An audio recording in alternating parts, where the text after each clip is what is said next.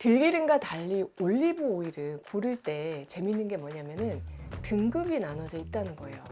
들기름은 등급이 없잖아요. 그런데 올리브유는 와인처럼 등급이 나눠져 있고요. 올리브 품종이나 또 원산지에 따라서 맛도 향도 다양하고 그에 따라서 가격도 천차만별입니다.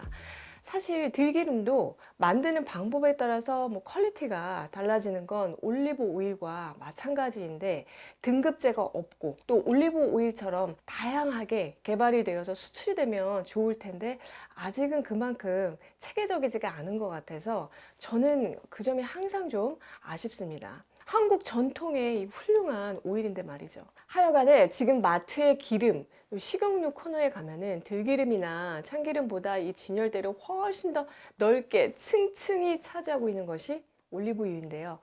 건강에 관심이 조금이라도 있는 분들이라면은 엑스트라 버진 올리브유가 건강에 좋다라는 이런 얘기 아마 많이 들어보셨을 거예요. 여러분 집에 지금 있는 올리브유는 어떤 등급의 오일인가요? 올리브 오일은 엑스트라 버진 이외에도 퓨어 오일, 엑스트라 라이트 오일 이렇게 종류가 여럿이라서 헷갈리실 수가 있는데, 올리브유의 등급은 올리브 열매에서 기름을 추출하는 과정에서 차이가 나기 시작합니다. 결론부터 말씀을 드리면 크게 4등급 정도로 나눌 수가 있는데, 등급이 높은 것에서부터 말씀을 드리면 엑스트라 버진, 그 다음에 버진 올리브유, 그 다음으로 퓨어 올리브유, 마지막이 포마스 올리브유예요. 엑스트라 버진 올리브유는 화학적인 과정을 전혀 거치지가 않고 오직 물리적인 힘만을 가해서 올리브 열매를 짰을 때 그 처음 나오는 기름이고요. 우리가 빨래를 짤 때 처음에는 그냥 가볍게 힘만 줘도 물이 줄줄 나오는 것처럼 올리브를 처음 짜면은 기름이 술술 나오는데, 이때 얻어진 기름이 가장 신선하고 건강에도 좋은 기름입니다. 그래서 산도도 0.8% 미만이 되는데요. 산도에 대해서는 조금 이따가 더 자세히 설명을 드릴 거고요. 처음 짠 게 제일 좋은 이유가 뭘까요? 아무래도 오랫동안 기름을 짜게 되면은 압력도 더 세게 가해야 하고 열도 더 받게 되고, 이때 으깨지면서 열매 껍질이나 가루 등의 그런 불순물이 섞일 수도 있기 때문입니다. 오일은 신선도가 생명인데 열을 받을수록 또 시간이 오래될수록 산화가 진행이 되기 때문에 힘을 덜 들이고 얻어낸 그 첫 번째 오일이 제일 좋은 등급의 엑스트라 버진 올리브유예요. 제품을 보면 엑스트라 버진이라고 표기가 되어 있고 또 압착해서 만들었기 때문에 라벨을 보면은 식품 유형에 압착 올리브유라고 표시가 되어 있죠. 그 다음이 버진 올리브유인데요.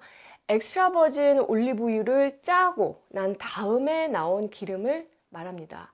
혹은 이 올리브 열매에 상처가 있거나 또 올리브를 수확하고 바로 짠 게 아니라 시간이 조금 지난 다음에 과육을 짜게 되면은 신선도가 떨어지는데, 이 때문에 산도도 0.8에서 한 2% 사이에 있는 등급의 오일이 돼요. 그러니까 제품에는 올리브유라고 되어 있지만 엑스트라라는 표기가 없는 제품들이 바로 버진 올리브유라고 보시면 되고요. 그래도 여기까지는 순수하게 올리브유를 그냥 짜기만 한 것으로 다른 첨가물은 들어있지가 않은 상태입니다. 그런데 여기에서 멈추지 않고 올리브에 더 압력을 가해서 기름을 더 짜냅니다. 그럴수록 부산물도 많이 섞이게 되고 압력을 받은 시간도 길어지겠죠. 불순물, 열, 시간이 늘어나면서 산도는 더 높아지게 된 이 올리브 오일을 우리가 람판테 등급이라고 해요. 람판테는 사실 램프 혹은 조명용 기름을 뜻하는 말로 식용이 아니라 연료라는 의미인데요. 식용으로는 사용할 수가 없기 때문에 열을 가하거나 화학 물질을 넣어서 이 기름 속에 찌꺼기, 안 좋은 냄새, 그리고 맛을 제거하고 높은 산도를 또 낮추기 위해서 여과하고 탈취하고 표백, 탈산성화 이런 과정들을 거쳐서 깨끗하게 정제된 정제 올리브유로 만들어지게 돼요. 산도가 한 1.0% 정도까지 낮아지지만 자연적인 올리브의 어떤 향이나 또 올리브 속의 항산화 물질 등 이런 좋은 성분들은 다 그냥 사라진 상태입니다. 그래서 이 상태 그대로 소비자에게 판매되지 않도록 되어 있고요. 대신에 정제 올리브유에 압착 올리브유를 넣고 섞어서 혼합한 올리브유를 만들어내는데 이것을 퓨어 올리브유라고 해요. 퓨어라고 하니까 왠지 이렇게 굉장히 순수하고 좋은 등급의 오일 같지만 그게 아니고 이것저것 다 걸러내서 그냥 퓨어해졌다 라는 뜻이고요. 보통은 정제 올리브유 한 90%에 엑스트라 버진 올리브유가 한 10% 정도 섞인 것들이 많아요. 만약에 집에 있는 올리브유에 퓨어 혹은 그냥 라이트, 엑스트라 라이트 또는 그냥 아무 단어 없이 올리브 오일이라고 이름만 적혀 있다면 혼합 올리브유인 퓨어 올리브유라고 보시면 됩니다. 올리브유 등급의 마지막은요, 포마스 올리브유인데요. 올리브에서 오일을 추출한 다음에 남은 그 찌꺼기, 이거를 우리가 올리브 박이라고 하는데 올리브 박에서 얻어낸 기름이에요. 그러니까 들기름, 참기름 짜고 남은 그 깻무, 그거에서 기름을 짜낸 것 같다고 생각하시면 되는데 가장 낮은 등급의 올리브유라고 볼 수가 있습니다. 기름을 다 짜거나 찌꺼기에서 기름을 짜내는 방식이기 때문에 기존의 기름을 짜는 방식으로는 추출할 수가 없어요. 그래서 포도씨유나 옥수수유, 콩기름, 카놀라유 같은 그런 기름을 추출하는 방법으로 화학 용매 방식인 핵산공법으로 기름을 추출하게 됩니다. 찌꺼기에 소량 함유되어 있는 그 기름을 화학 방식으로 녹아 나오도록 하는 그런 방법인데요. 그 다음엔 핵산을 그냥 날려버리고 기름만 남는 거죠. 그런데 이 핵산은 독성이 있어서 체내에 쌓이면은 중추신경계에 손상을 일으키거나 염증이나 또 알레르기 반응을 일으킬 수도 있습니다. 그래서 우리나라에서는 식용유의 핵산 잔유 허용량은 0.005g/kg 이내로 규정을 하고 있지만 이런 기름을 많이 자주 꾸준히 먹는 경우에 건강에 괜찮은지에 대한 의문은 남아있는 상태라고 볼 수가 있습니다. 이렇게 올리브유 등급에 대해서 알아봤는데 등급이 높은 엑스트라 버진 올리브유가 가장 좋겠죠?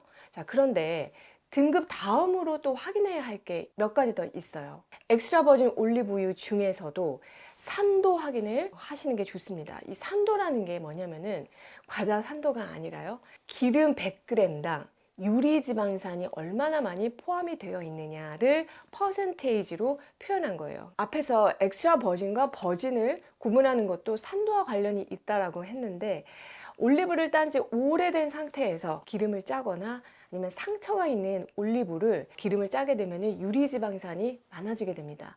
유리지방산이 많아서 산도가 높다는 것은 불순물이 많고 또 산화가 더 잘 진행된다 라는 의미이기 때문에 올리브유의 산도는 낮을수록 좋은 것이고요.